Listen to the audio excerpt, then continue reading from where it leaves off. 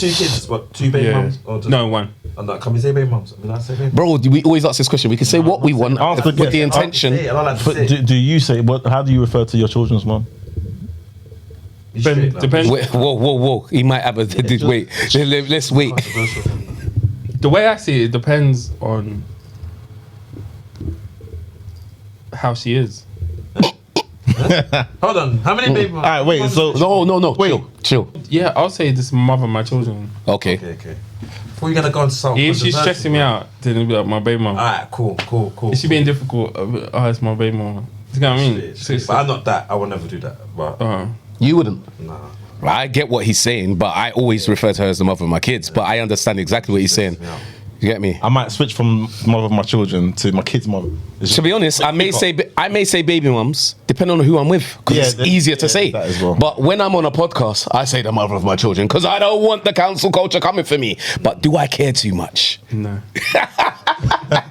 So yeah, what's go the on. situation? You together? Like, No. obviously not together. We haven't been together for a while. How old are your kids, bro? If you don't mind me asking. 15 and 6. 15 and 6. Yeah. Big things. Big. It is, isn't it? Big gap. Very big. Was you together all that time? No.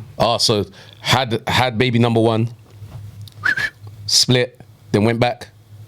If you don't mind me asking this, so if you know what I mean. We had baby number one. Yeah. Tried to work it out Right. for a while. Right. And one day just woke up and I was like, I've been trying too hard for too long. Right. And I feel that it made me hit rock bottom. And I was like, I need a girlfriend, like stable. And I need me, that I can't just keep. And she wasn't that. She was that. Okay. I wasn't that to help in this situation. So I would say, like, when I was young, I made her not trust me. So What do you mean that? How? You're cheating and that?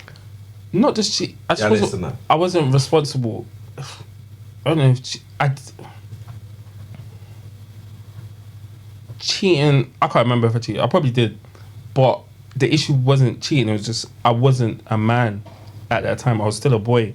Right. So because I caused so much damage, she then stopped trusting me. But she still loved me, and I still loved her. So But the love itself wasn't enough because the damage was done. yeah, so I understand. It was like her. It's like she had issues which I didn't know how to deal with at all, which I didn't know when we had a child. So when I met her, I was like 21. So I was just looking at things like, oh, she's not a hoe. She carries herself well. She was going to church, things like that. So I was like, oh yeah, you're a wholesome girl. But then I wasn't looking at the other issues which is factored around, which caused problems for me where I didn't feel stable in a relationship. But then I wasn't stable myself to be able to lead her to improve or to better herself. Because I don't blame anything on her or why the relationship split. But then it's like, if you make a mistake and then the other person doesn't let you repair it, or change or whatever, then it's like you can't do anything. And then it's just like you just run yourself into the ground trying to fix the situation. So then one day I was just like, boy, you have to move on. But then when I moved on, we were still seeing each other. And then my second child came. Yeah, Right. Remember I was talking about the blurred lines? Yeah.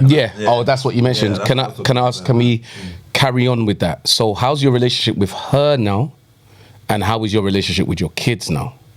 My relationship with my daughter is good. My relationship with my Which son. one's which? My daughter's 6. My son's 15. Right. Good. But my relationship with her, we communicate well, but she don't trust me. So I would say our relationship is bad. Also, the trust is still the issue, even though you're no longer together. Yeah. Damn. So it's like more of a power struggle. I feel like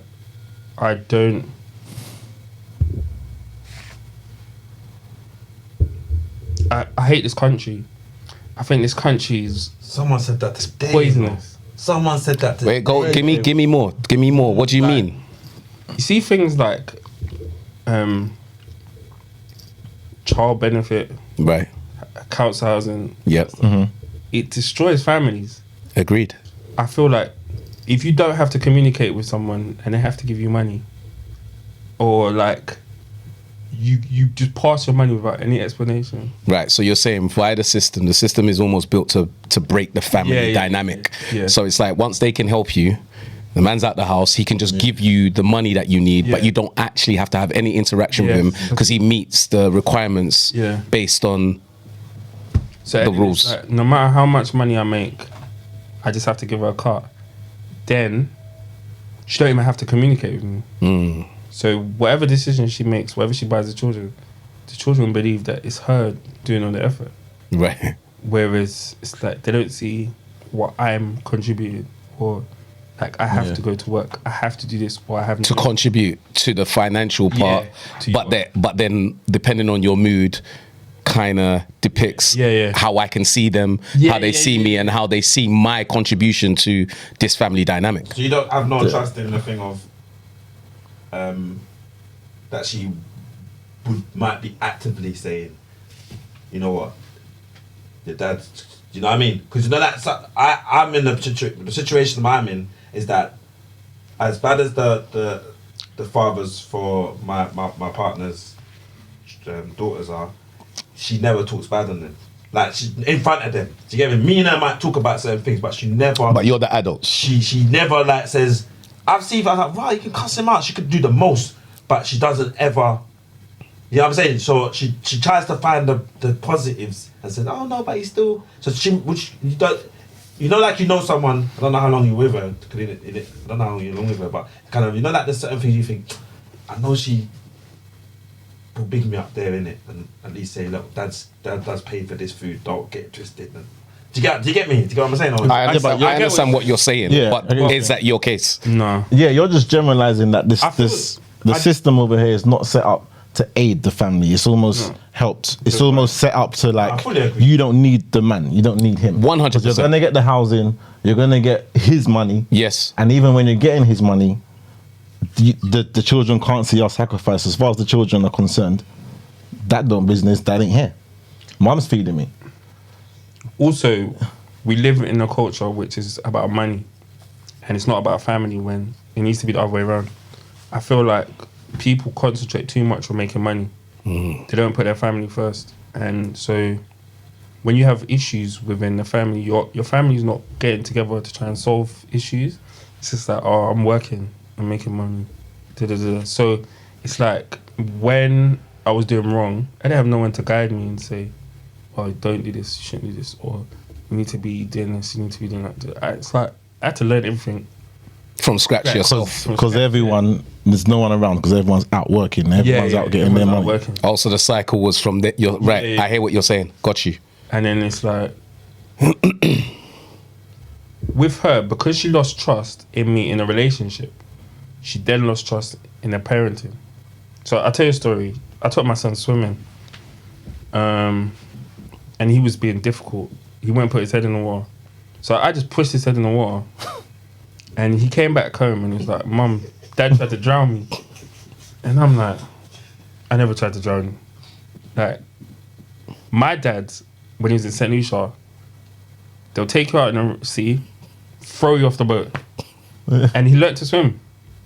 But then, obviously, all these people are told in this country, you need to be soft with your children, you need to be kind, give them time, be patient. And I'm like, no, he just needs to get over the fear. It's fear, it's not real.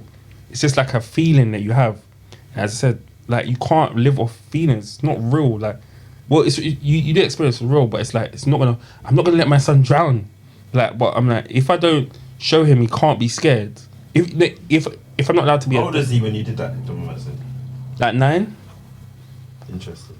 But I learned to swim when I was 9. So it's like, I'm like, okay.